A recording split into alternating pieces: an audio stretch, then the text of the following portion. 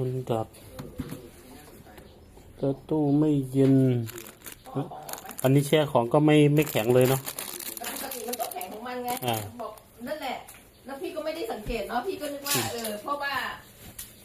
มันหลังจากที่ไฟดับมันคงวอร์มเครื่องเนาะทำไมมันดับตั้งแต่วันอังคารแล้วเหมือนเราก็ใจเย็นรอดูก่อนใช่มันทำไมมันไม่เย็นเลยอ่ะไอ้น้ำแข็งที่อยู่ข้างๆก็หลุดร่วงออกมาหมดครับ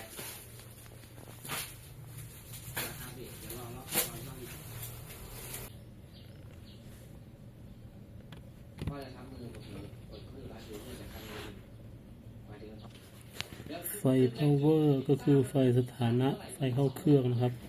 ไฟรันสีเขียวก็คือคอมเพรสเซอร์จะต้องทำงานตอนนี้คอมยังไม่ทำงาน